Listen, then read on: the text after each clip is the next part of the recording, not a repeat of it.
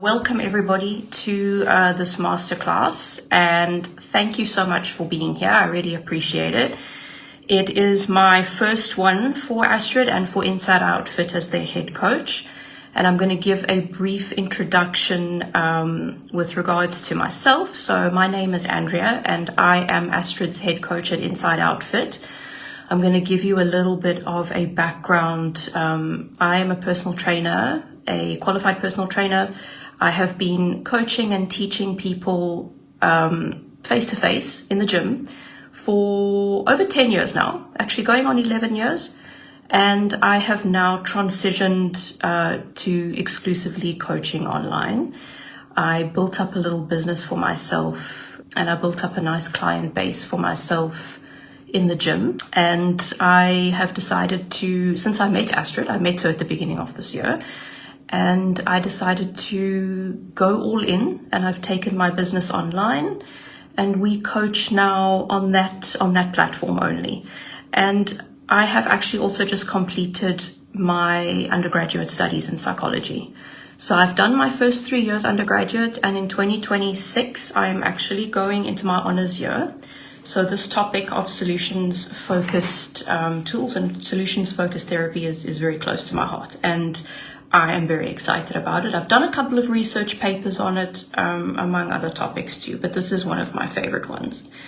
So a couple of expectations for today's masterclass. We're going to be talking about what body image struggles really look like, how these struggles develop and why they stick, because they hang around for quite some time.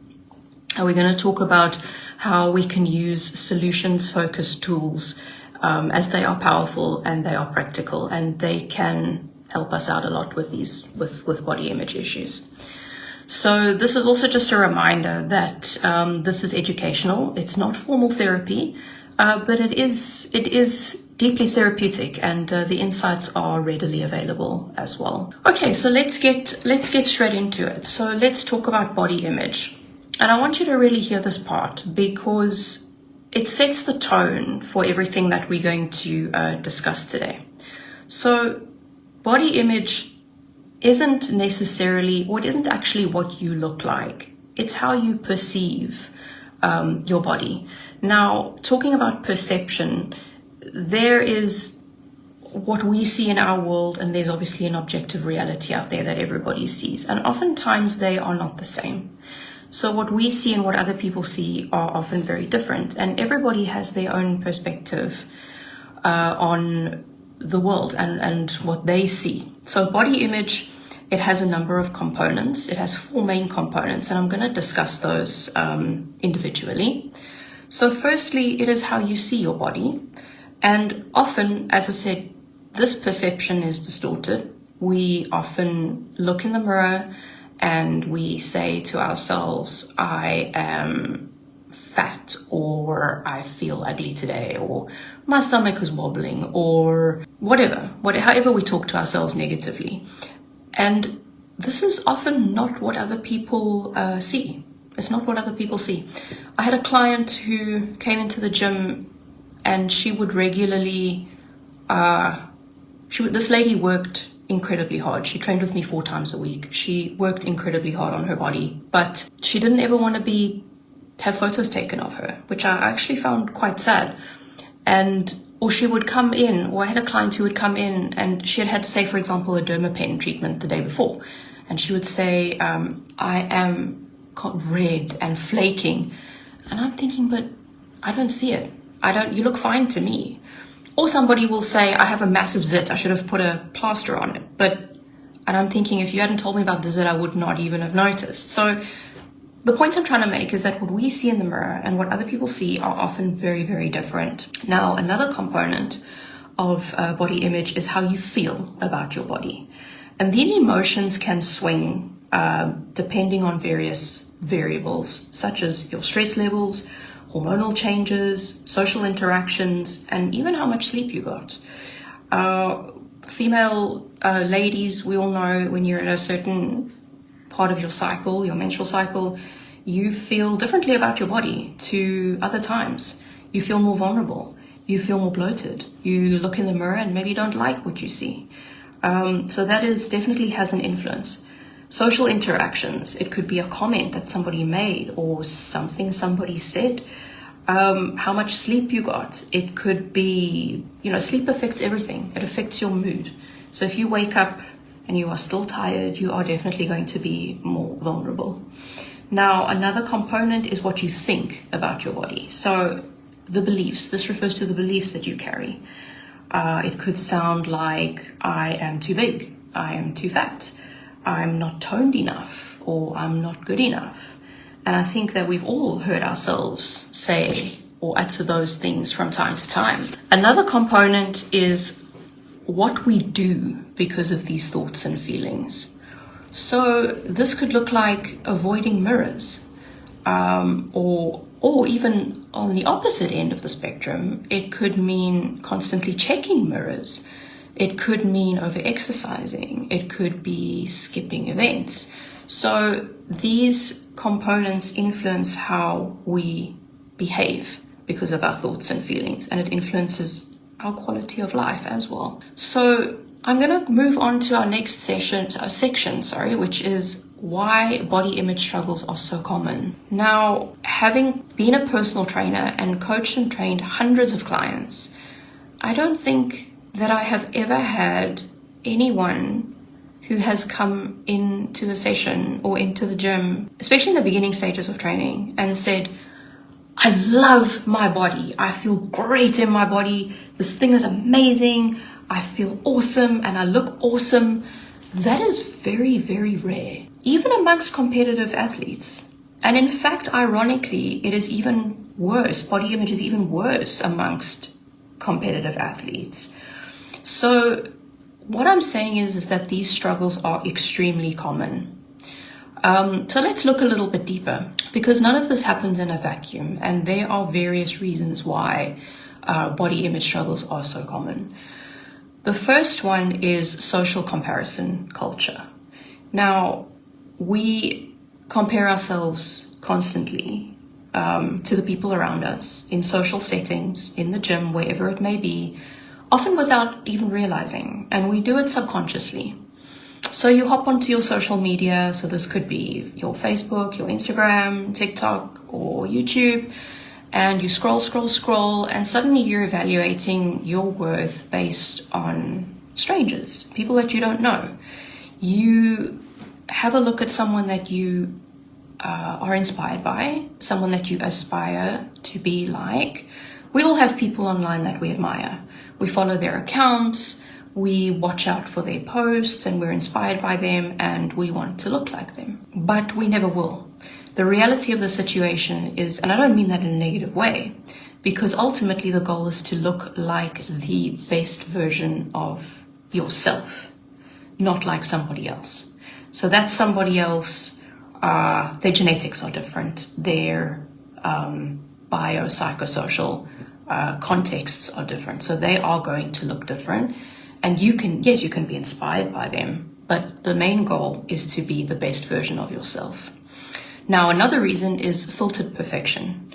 Filtered perfection is us comparing ourselves to something that is not real. And what I mean by that is a lot of the posts that you see, in fact, most of them, have been put through Facetune. They are posed. They are people's highlight reels. They've been taken by angles in different lighting. So it's not a fair comparison, but your brain still reacts as though it is. Another reason is diet culture and unrealistic beauty standards. Now, I don't know if anyone here is a child of the 90s. I am a child of the 90s. I grew up in the 80s and the 90s. I was in my 20s in the early 2000s. And I don't know if anyone remembers, you used to go to the magazine rack and you would see pop culture magazines like Heat. We had Heat magazine. And it would have headlines like the 50 worst and best beach bodies of 2000 and whatever. Or they would be fat shaming someone like Britney, who had a phenomenal body for her entire career. Even when she was deemed to be fat, she wasn't fat by today's standards.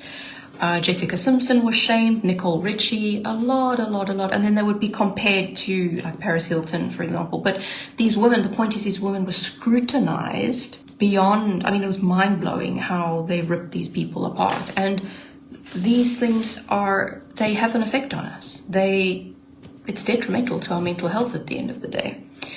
Another reason, possibly, why people would struggle with body image is early experiences. Maybe your family commented on your weight. Somebody made a comment somewhere here or there. Maybe you were praised only when you were smaller. I remember I went through a number of body transformations, and I remember alarmingly and disturbingly how much I got complimented the smaller I got. It was strange, but unfortunately that's what happens. Maybe someone told you that your value is held in your appearance, or these are the things that shape the lens that you see yourself through, because a lot of people attach their value to how they look, which is not ideal, and it is very damaging to our mental health. Another thing is negative comments, bullying, trauma, even one painful moment, a comment someone said in passing. Sometimes it's meant, sometimes it's not, and these can echo for years. Now, I remember when I was in my last year of high school, I think I was about 18. Yes, I was 18. And there was a guy who hung out in our group of friends. And his term of endearment for me, he used to call me flabby butt. Now, when I was 18, I think I weighed like 49 kilos. I was tiny. Now, for American listeners, 49 kilos is like, it's under 120. I think it's actually even under 110 pounds. I was tiny. And my butt wasn't flabby, it was actually kind of cute. It was just because the rest of me was so scrawny that I actually had a little bit of a butt, and I became flabby butt And I don't know if it's a coincidence, but up until this day, my butt, the back part of my thighs, is my biggest insecurity of my body. That is the one part of myself I will rip apart, and I'll be completely unkind to myself about it. Another thing that we all go through, life transitions. They happen to all of us. Pregnancy, postpartum, aging, women, perimenopause, menopause, weight changes, stress, illness, the body changes. Now, yes, in coaching, we do reinforce the fact that you can reverse that. You can still build your dream body. We had a masterclass on this last week. Was with the week before. You can still build your dream body, but that doesn't mean that before that happens, you won't be going through some form of changes that are going to cause your body to change. And if your identity was tied to how you looked, which mine has been my whole life, this change feels incredibly scary. And it's also detrimental to our mental health. So that brings me to our next section, and I'm going to chat about how poor body image impacts people. So this is the part that most people don't talk about. Poor body image doesn't just affect how you see yourself. It also affects how you live, and it affects your quality of life. It creates a sense of disconnection. So this might look like you may hide from photos. Again, getting back to the client that I had that would never want to be in a family photo, despite how hard she worked in that gym. She was just not ever wanting to be in front of a camera. Some people avoid social events, or they even pull back in relationships. So poor body image can negatively impact your intimacy. It can impact negatively your relationships too. It can lead to avoiding clothing that you want to wear, but you don't feel like you can. Or it can also lead to, I don't know if you've ever seen how some women, if they're wearing a tight skirt, they kind of like, we've all seen it in a nightclub when you're talking to someone and they kind of pushing or pulling their skirt down and tugging at their clothes, and you can see that they're just not comfortable. They are most likely overthinking how other people are perceiving them. So it can come out in how comfortable you feel as well. Another way it can impact is exercise becomes compulsive or non-existent. So you can start to overcompensate with exercise, or it just becomes non-existent because you've given up. You just lie in bed rot, because you don't want to exercise because you feel so bad about yourself. Another thing is food becomes stressful. So this can lead to restrictive patterns and kind of going down a little bit of a darker path, which is beyond the scope of this masterclass, but it can start leading to restrictive patterns, binge purge behaviors, eating disorders, disordered eating, guilt and shame cycles, which gets quite dark, as I said, further down the line. But these are all driven by, amongst other things like trauma, also driven by negative body image. And another impact is there's a constant undercurrent of self-criticism. So it's like a background noise that never switches off, and it just keeps on. That noise just keeps on in your mind the whole time. And maybe the hardest part is receiving compliments. And this is something I've actually noticed about myself, and it's something that I have never managed to improve about myself. Receiving compliments can feel uncomfortable. I am horrifically bad at receiving compliments. Somebody says to me, oh, your eyelashes look nice. I would be like, oh, they're fake. Or I would say, somebody would say, your body looks really toned. And I would be like, no, it's probably just the lighting. Or yeah, I'm just wearing slimming clothes. You know what you need to do? If this is you, hear me out. Shut up and take the compliment. Take the win. And thank the person that gave you the compliment. Just take it and just say thank you. Don't argue with them.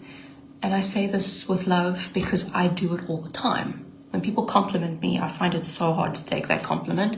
And it's something I check myself doing regularly, is to just shut up and thank them. So otherwise people think you don't trust them. So if this is what body image struggles look like, what do we actually do about it? So this is where we get to the therapeutic part, and this is where we get to the tools. Now, getting to therapy and tools to use to help us through this, when you think of therapy, you can even just pop a comment in the comment section. When you think of therapy, what do you imagine in your mind? So it might look like, if I had to say to you, draw a picture of what you think therapy should look like. You're probably going to draw a chaise lounge. You're going to be lying on it, and there's a man sitting there with glasses and a clipboard asking you about your inner child and all that sort of thing. That is very much traditional therapy, the traditional approach. And traditional approaches are problem focused. They focus on your problems and they ask you questions. So a lot of coaching and therapy models will ask you questions like, why do you feel this way? And when did this start? And what is the root of your issue? And look, these questions are not wrong, but they often just keep you digging into the same painful story over and over. So you're shining a spotlight on your problem, and you're shining that light so hard that the problem starts to take up the whole room. Your therapy has become problem focused, and we need to shift away from that. And with therapy sort of coming into postmodern approaches, we now start to look at more solutions focused and positive approaches. So instead of reinforcing the I'm broken narrative, or reliving old memories that don't move you forward, or feeling overwhelmed because the more you talk about the problem, the bigger it feels, there's another approach. And this is one that is lighter, it's faster, it's more hopeful, and it's actually incredibly effective. So we're going to start moving on to what solution-focused brief therapy actually is. Now, this is not a therapy session. So what we're going to do is we're actually going to remove the therapy, and it is going to be, we're going to look at the tools. So any therapy, it's a collaboration. It's a collaboration between the therapist and the client. So the client is being interviewed by the therapist. And we are not going to be interviewing. We are going to be using the tools and unpacking the tools that we use in the solutions focused approach. So let me introduce you to one of my favorites. Solution focused brief therapy is short term, it's collaborative, and it's a method that believes something incredibly empowering. You already have the skills, strengths, and small exceptions where things are better, even if only for a moment. Now, kind of zone out for a little bit, let it marinate, and I'm going to say it again. You already have the skills, strengths, and small exceptions where things are better, even if only for a moment. So whatever your problem is, this major problem, it's not that bad all the time. Whatever it is that you're dealing with, whether it is depression, body image issues, which you're talking about today, trauma, grief, you're not going to be feeling the full weight of that problem all the time. There are going to be times where it is not as bad or where it is better. And these are the exceptions. And it's the exceptions that we continue to look for. So instead of asking, why is everything so difficult? Why is everything so hard? We rather ask, when is it a little less difficult? What's going right? And what is already helping? It's not about ignoring your pain or your distress. It's rather recognizing your capacity and taking those pockets of peace, those exceptions where the problem is not so bad, and watering them like a plant so that they can grow and that they can compound and you can capitalize on them. Okay, so to move on from that, we're going to look at some key principles of, or should I say, the pillars on which we base the solutions-focused approach. And there are a number of them. So the key principles, the first one is, if it is not broken, don't fix it. Not everything needs an intervention. If something is helpful, even a tiny habit, keep it. So if it's not broken, don't fix it. I know it's a cliche, and we hear a lot of people saying that. But tiny habits, what works, do more of it. Which brings me to the next point, which is, if it is working, do more of it. We build on what's already functioning instead of obsessing over what is not. So again, we look for your strengths, we look for your high points, and we build on that. If it is not working, we do something different. Now, this is our troubleshooting. So we're not going to do something bigger, louder, or harder. We're going to work smarter, and we're going to do something different. The next key principle is that you are the expert on your own life. You know yourself better than anyone. All our clients, patients, everybody who comes for therapy, anybody who comes for coaching, you know yourself the best, better than your coach knows you, better than your therapist knows you. And the solutions-focused approach trusts your wisdom. So we go within you and we search for your wisdom, and we use that to start building your solutions. The next is small changes create ripple effects. So we did a masterclass, or Astrid did a masterclass on this before, and it's been covered in her resources, and we cover this in coaching all the time. When we coach our clients, we explain to them that it's the stacking of small wins that makes a difference. So this kind of gives the analogy of the New Year's resolutions. A 1% shift repeated often is more powerful than any huge overhaul. So that huge overhaul, New Year's resolutions, is the 1st of January. And maybe you have said to yourself, I want to quit smoking, or I want to get to bed earlier, or I want to go to the gym 5 times a week, or I want to stop fucking swearing. You've given yourself this massive amount of stuff that you want to achieve or that you want to do. But it is a huge overhaul, and it's overwhelming. It's like trying to eat the elephant. So what happens by the 20th of January, you've already fucked all of it up, and you're not doing any of it anymore. It's all just kind of fallen by the wayside or it's been forgotten about. And that's because it is a huge overhaul. It's too overwhelming. You have to break that elephant down into smaller parts and small changes, small steps. 1% shift repeated more often is powerful than any huge overhaul. So you start with small changes every day and you build your reality and you create your future from there. So what we're going to delve into next is why solutions focused brief therapy, or in our case the approach, works for body image. So now we need to consolidate. And body image can feel like this huge heavy cloud, and we cut through it with the solutions focused tools by focusing on a couple of things. Firstly, small wins, neutral moments. This refers to removing the emotion from the problem and looking at the cold hard facts. Questioning intrusive and faulty thoughts. A lot of our thoughts are not true. They lie to us. They tell us things that are distorted. A lot of them are intrusive and they're living in your head rent-free. Don't give them the space. Question them and interrogate them. Behaviors that help you feel safe, and times you didn't actually struggle. Now, if we go into this one by one and we unpack it a little bit. Small wins. When we think about improving body image, we often imagine that we need these huge breakthroughs, but actually it's the small wins, as we said before, that create the biggest long-term shifts. So a small win might look like catching a critical thought and softening it. This is also speaks back a little bit to CBT, even if you don't fully believe the kinder version yet. So you could catch yourself criticizing yourself about something, and you now say, stop. What am I believing? What is this thought telling me?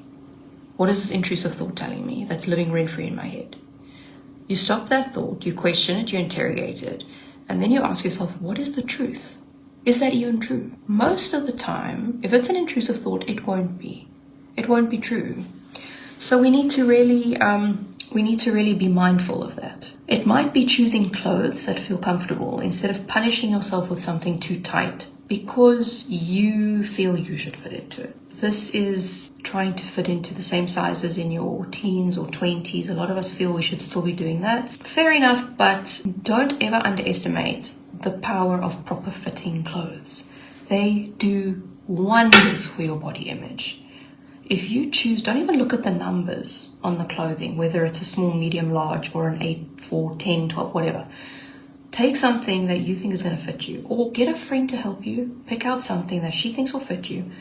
And when that outfit fits your body properly, you will feel like $1,000,000 no matter what size it is. Never underestimate the power of a proper fitting outfit. And I say the same thing to my clients who post or send me progress pictures. The bikini or the underwear or whatever it is that you're wearing, the bra and panty set, whatever it is that you're wearing to take your progress pics, make sure it fits you properly, because that is going to have a huge impact on how you feel about yourself. So this could also look like walking past a mirror without stopping to body check. All these moments seem really small, but they are like reps in the gym. They build the muscle of self-respect and regulation. So any mental strengths, resilience, all of that, your mental health is like a muscle that you exercise in the gym. You need to repeat. You need to do reps on that mental health. You need to strengthen it. So body image, anything that you're fighting in your mental health, you train your mental health as a muscle, the same as you train your body, and it gets stronger. You get more resilient. The problems don't necessarily get easier, but you get stronger. So the next one to touch on is neutral moments. Body neutrality isn't about loving your body every day, because that's not practical and it's not realistic. It's about building moments where your body just is. It's another cliche, but it is what it is. And you remove the emotion from it and you see yourself, meet yourself where you are at the moment in your journey. Nothing dramatic, no judgment. So for example, you could be brushing your teeth and not zooming in on or overthinking what your stomach looks like or your thighs or your whatever. You are just meeting yourself. You know where you are. You know you're on this journey, and you know that you're doing the best you can, and that you are stacking those small wins daily. Or it could look like going for a walk and focusing on fresh air, your steps, the view, and not what your legs look like, or your butt, or your thighs. Neutral moments give the nervous system a break from constant self-evaluation and constant overthinking. They show you that your relationship with your body is not all or nothing.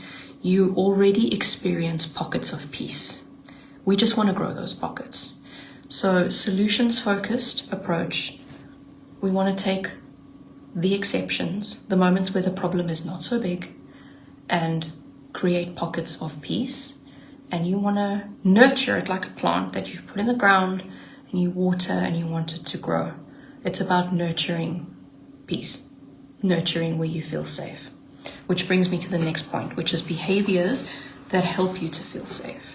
When people struggle with their body image or any kind of dysmorphia, the body often feels like a threat. It's something you feel like you can't control, something unpredictable or wrong. And we look at behaviors that increase our sense of safety. So this could be grounding techniques like place your hands on your midsection or on your belly and feel your breath move in and out of your lungs. This is a grounding technique and it helps you to feel safer. It's an anti-anxiety technique as well. Wearing softer, comfortable clothing so that your nervous system isn't on high alert all day. Being comfortable and wearing clothes that fit well is very important. Eating regular meals so that your brain isn't always dealing with the anxiety of restriction, and even slowing down your morning routine. Now, moms, I know you're going to struggle with this because all of us moms, our mornings are crazy. We're always rushing, we're always running late. There isn't always time, but try to slow down your morning routine instead of rushing to help your body feel held rather than attacked. I know it's not going to be easy. I know it's a big ask, but just try a little bit because safety comes before change, always. Right, so we now go back to the exceptions, and this is times where you didn't struggle. It is so powerful to remind yourself of moments where you were not struggling and when your problem didn't seem so big, because it proves your body image story is not constant and it isn't your identity. It's not your personality. Maybe you were on holiday and you felt genuinely present in your body while swimming or walking around. Maybe you had a day where you didn't think about your stomach or your thighs or your butt or your arms or whatever. Or you wore an outfit that you normally would avoid and the world didn't end. In fact, you actually maybe felt good or you felt okay. These moments show evidence that you can feel neutral and you can feel good. Your brain just sometimes forgets. And we use these memories as anchors when the tough days show up. So we use those memories to help you find those inner strengths and to find your resilience. So this all shifts your identity from I hate my body to I'm learning what helps me feel okay in my body. And that shift opens the door for real change. Okay, so my favorite section is the core solutions-focused tools. So in therapy, this would be called solutions-focused brief therapy tools, but we're going to be applying them and consolidating them with our health and nutrition and fitness journey. So they are going to be tools that we can use. My favorite is the miracle question. And it's very powerful. So what I want you to do is to kind of idle your brain a little bit, soften your gaze or even close your eyes, but just kind of zone out a little bit. I want you to listen very, very carefully. If tonight, while you are asleep, a miracle happened and your body image struggle ceased to exist, your problem is solved, it's gone. What's the first tiny sign when you wake up tomorrow that something is different? What do you notice? So I'm going to pause just to kind of let it marinate, and I'm going to rephrase it again.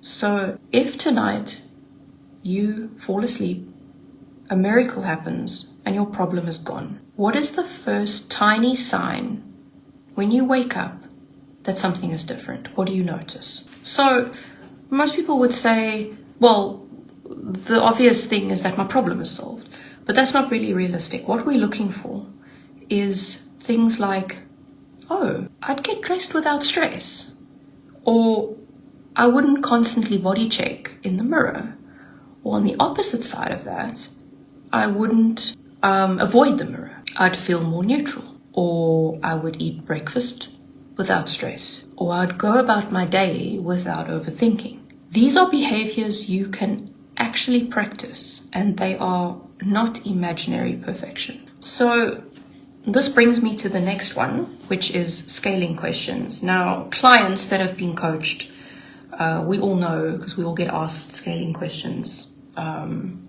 You guys that are being coached get asked them. I ask my clients, and we all know what they are. So this would look like on a scale from 0 to 10, where 0 is the worst body image day ever and 10 is complete peace. Where are you today? And then we explore. So this is the point of this is to find out where you are, is to meet you where you're at. It is what it is. And we then explore. So we're going to ask questions. Why is it not lower?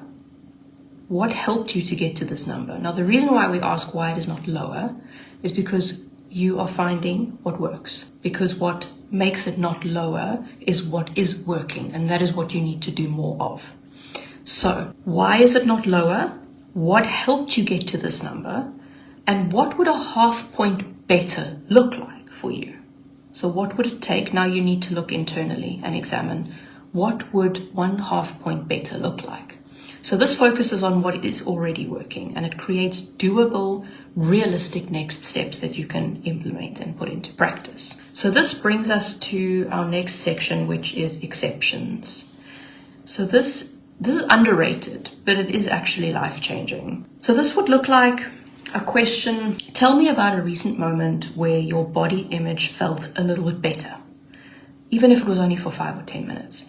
So if you think back to slightly earlier in the masterclass where I said we look for exceptions. So whatever your problem is, today we're talking about body image. A big problem could be, as I said, grief, trauma. We look at your problem is not going to be at the same intensity every moment of every day. There are going to be moments where it is less. And what we look for in exceptions is a recent moment where your problem, in this case we're dealing with body image, felt a little easier, even if 5 or 10 minutes. And then we examine those exceptions, because it's in those exceptions that we find those pockets of peace. So clients realize it's easier perhaps when you're outdoors. It's easier when you are busy doing something you enjoy, or it is easier when you're with supportive people. Or it's easier when your mind is focused and not overthinking. So these moments are gold mines, because that is where we find what really works.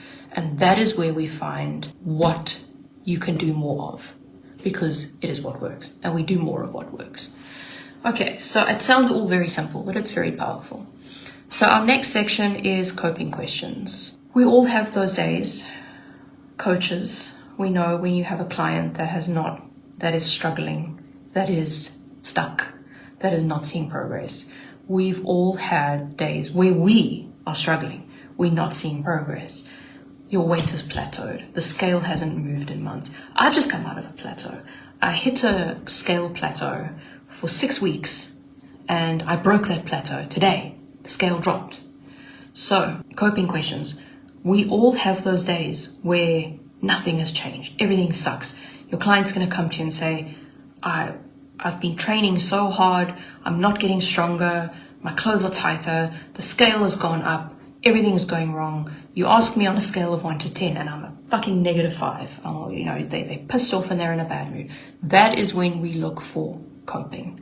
Coping questions, and we tap into your resilience. So this acknowledges resilience instead of suffering. We're going to replace suffering with resilience. You've had tough days. Maybe you've seen no progress, or your problem is at its very worst, but you're still here. How have you been coping? And what helped, even just a little bit? So this helps people recognize that they are 1, capable, they are resourceful, and 3, they have inner strength.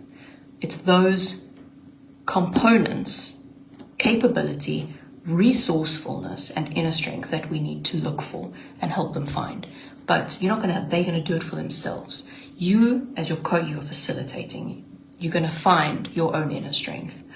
And this brings us to strengths and resources. So strengths and resources, we identify personal strengths. supportive people, healthy daily habits, skills you've developed, evidence of past progress. Remind yourself of how far you have come and look at that instead of being discouraged by how far you still have to go. So you might have a client, or you might be a client that has 20 kilos to lose. You've already lost 10. You still have to lose another 10 to get to your goal. But you're now in this halfway phase where you're suffering with your body image and you're struggling. First of all, you have to remind yourself how far you have come. Secondly, instead of looking at the 10 kilos that you still have to lose, which looks insurmountable, it's the elephant, it's a big ask, we break it down and say to you, no, you don't have 10 kilos to lose. For now, 1. And then once that one is gone, another one. And then once that one is gone, another one, until you get to your goal. So it's breaking it down into smaller, more manageable chunks that make you feel more capable. So that is shifting your identity from broken to capable. So we're now going to look at how we integrate solutions-focused tools into everyday life. How do we consolidate this all? Because it's been a lot of information, it's a lot to take in, it's a lot to digest, process. How do we integrate this into our nutrition and our fitness journey? So we start by asking ourselves a couple of questions. Firstly, what can I do today to feel 1% better in my body? So these questions you can write on a piece of paper, and you can put them on your mirror when you brush your teeth. You can put them on your fridge. You can put them anywhere where you see them. Put them on your lamp that you switch off before you go to sleep. 3 questions. What can I do today to feel 1% better in my body? What am I already doing well? So these would be your habits that you are consistent with. Are you hitting your 10,000 steps per day? Are you tracking your macros? Are you hitting your protein? Are you being consistent with your training? And what small win did I have today? Clients who check in, we always ask you for your wins. Even on your daily check-ins, you get asked for your wins. So let me run through those. What can I do today to feel 1% better in my body? What am I doing well already? What small win did I have today? Write those down. There's going to be a replay, and there will be a resource of these notes as well. You can cut them out and you can stick them where you can see them. And then there's the behavioral shifts too. So we want this to improve our life quality. We want to improve our body image because we want our quality of life and our mental health to improve. So there's a few behavior tricks that you can practice. Wear comfortable clothing that feels like it creates a sense of safety. Eat consistently to regulate your mood and hunger. Bad things happen. We all know this. Bad things happen when we are hangry. Move your body for joy, not for punishment. I remember I used to go to the gym to see how many calories I could burn because I wanted to be thin and I wanted to be the smallest version of myself. Just a little tangent that I'm going to go off on here. Why us women felt that we needed to make ourselves so small and reduce our size. The mind boggles. These are things we need to deconstruct and unlearn. We don't have to be tiny. We don't have to be anything but what we want to be, and which is the best version of ourselves. Move your body for joy and to achieve those goals of being the best version of yourself, to be stronger, to feel better, to preserve your muscle health, to preserve your metabolic health, to preserve and to improve your bone density. And yes, the aesthetics will definitely follow. So move your body for joy, not for punishment. Curate your social media. Unfollow people that share the same recycled and retouched photos year-round. A lot of those photos are peak week photos. Those athletes don't look like that every day. They don't look like that all year round. They will take the best photos of themselves, even from years prior, and they keep recycling them. And influencers do this as well. And influencers also run everything through Facetune. Everything is photoshopped. Everything is touched up. Everything is best angles. There are probably 100 photos, and they've chosen the best one. And yet we're stressing about that one photo we got tagged in on Facebook. And we didn't even have a fucking chance to approve that photo before it went up on social media. And you open your social media and you go, oh my gosh, look what I look like. Look at the size of my ass. Or look at my whatever. Influencers will put up the best photo, best angle, Facetune. It's been photoshopped. It's been run through a million filters. And we see that. Then our friends tag us in a photo on Facebook and we look horrendous because we haven't had we may be drunk and you haven't had a moment to approve and say to your friend, yes, you're allowed to post that picture. The number of pictures I've untagged myself in is just, yeah, it's a problem. So curate your social media, unfollow people that share the same rubbish year in and year out, practice self-compassion, or practice one compassionate thought throughout the day. So be kind to yourself and talk to yourself as though you are your own best friend. If your best friend or your sister came to you and stood in front of you and said, I feel rubbish, I feel fat, I am bloated, and I've gained weight and my clothes are tight, you're not going to stand in front of her and go, yeah, you're a fat fuck, you look disgusting. Why would you do it to yourself? Sometimes we get so nasty with ourselves. I've done it. I've called myself disgusting. I've called myself fat. I've called myself bloated. Whatever nasty word there was out there to bring my own body image down, I've called myself that in the past. So I've been there, and they hang around and we still struggle with it. It's never going to resolve completely. These are tools to just help make things better, to help us improve our quality of life. So talk to yourself as though you are your own best friend. And the last thing is identity shifts. Identity shifts. I'm still learning to care for my body. Small changes matter. I'm building a new relationship with myself. These are all things that you can reaffirm. These are all affirmations. So it has been a lot of information, I know, to take in, but I'm going to do a little guided exercise very quickly. So what I want you to do is, let's do a visualization. Soften your gaze, or even just close your eyes. Imagine waking with a small shift. Notice the first sign that you feel different, or that the day feels different. Maybe you feel less tense. Maybe you are moving in a more relaxed way, or maybe you are speaking to yourself more kindly. The key takeaways from the masterclass: body image struggles are common, and they are not a personal failure. You are not alone.